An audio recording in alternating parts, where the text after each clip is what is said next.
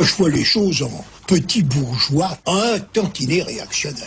Mais malgré tout, je suis déjà un tout petit peu touché par la tarentule politique. Et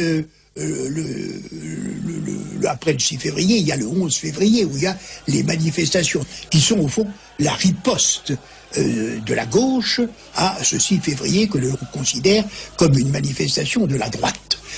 Je trouve ahurissant qu'on fasse grève. Tout ça, ça me semble véritablement contraire aux lois. Je ne parle pas des lois républicaines, aux lois tout court. J'ai fait la connaissance du Parti populaire français, de Doriot, entre 1936, date de création du BPF, et 1939. J'ai été un militant... 1er février, communiqué russe, 14 généraux allemands et 2 généraux roumains se sont rendus. Radio Journal de France, les bolcheviks n'ont remporté aucun succès. Quelques trains déraillent. Création de la milice française. Ces SS de Laval seront-ils ou non dangereux? Et pourquoi la liquidation du SOL? On s'est dit, est-ce que nous n'aurions pas la possibilité de constituer quelque chose qui soit un peu plus net, un peu plus musclé, un peu plus autonome? Et de fil en aiguille, on est arrivé à concevoir la milice française.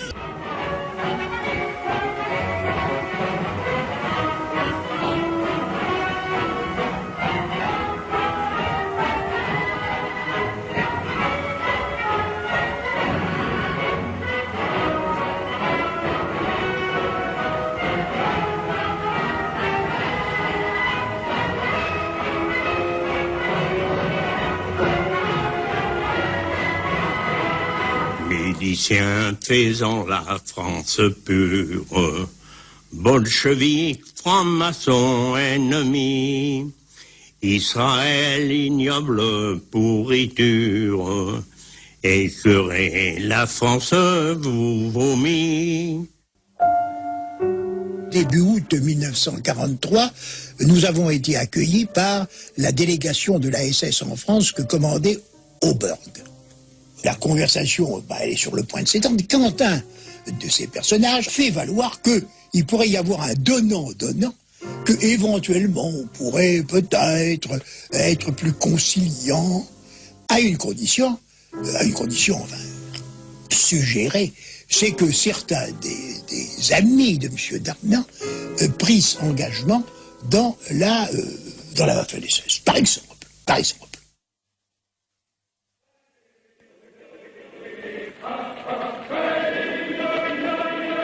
Ils ne se sont pas dit voici quelque chose de déchirant, je ne porte pas l'uniforme de mon pays. Non, je n'ai vu aucun des miens pleurant ou récitant des vers de Sophocle. Non. Très loyalement, ça n'était pas un propos qui revenait d'une manière régulière que de parler des Juifs. C'était un sujet qu'à vrai dire, je n'ai jamais entendu traiter tant à la milice que plus tard dans la SS. C'était des sujets qui... personne n'en parlait. Il y a donc longtemps que l'on n'en parlait plus. De qui questionnez-vous? Comment? De qui? De M. Léon Blum, que seul le désir de convoler avait voici 2 mois tiré de l'ombre où se morfond son génie politique et prophétique. Heureusement que le comité de la libération n'use pas à l'égard de nos vaillants gouvernants israélites de juin 40 ou de leurs séides du même ostracisme que nous.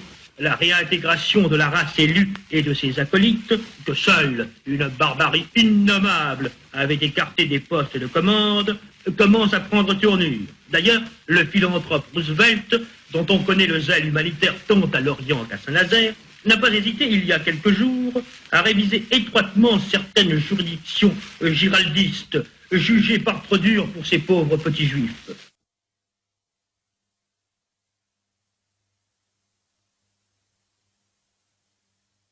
Je considère que ça a été un acte indigne à mon endroit.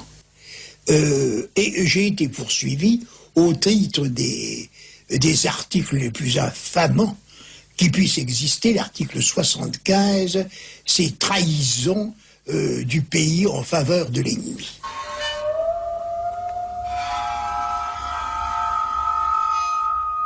On m'a mis en prison, on m'a emmené au camp du Struthof, que je l'avoue honnêtement, je ne connaissais pas. Je dois vous dire que ce camp d'extermination était un camp qui vous laissait tout de même un peu estomaqué. Il y avait des salles de douche, comme il n'y en avait pas dans la plupart des lycées français. Il y avait une infirmerie hyper moderne. Il y avait un centre de soins dentaires comme je ne l'avais jamais vu à Bourges, dans ma jeunesse. Alors, ce camp d'extermination semblait prendre un soin des gens qui y venaient, qui me semble un peu contradictoire avec ce qu'on m'a raconté.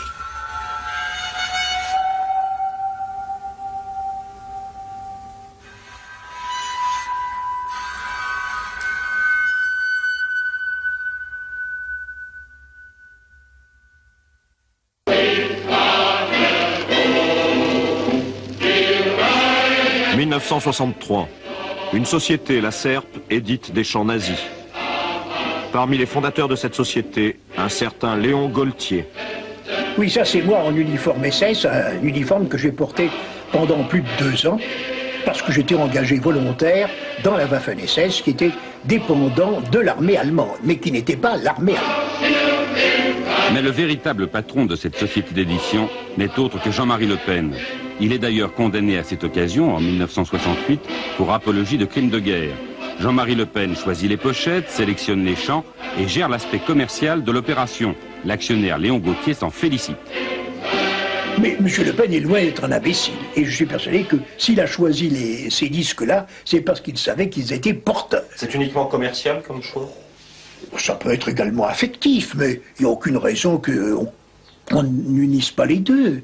C'est merveilleux quand on peut unir à la fois ses sentiments et son porte-monnaie. En date du 11 juin 92, un courrier de la SERP est envoyé à Léon Gaultier. La société prie son actionnaire de bien vouloir se rendre à son assemblée générale ordinaire annuelle. Léon Gaultier est donc bien toujours actionnaire de la SERP et entretient à ce titre des relations avec Jean-Marie Le Pen. Les deux hommes diffusent notamment des chants de la Wehrmacht. Jean-Marie Le Pen sera condamné pour apologie de crimes de guerre. Un texte jugé trop complaisant pour l'armée du Reich figurait sur l'un de ses disques. Chant de combat du national-socialisme. 14 enregistrements d'époque, dont le fameux Horst Wessel Lied, qui fut pour une grande part dans la réussite du nazisme.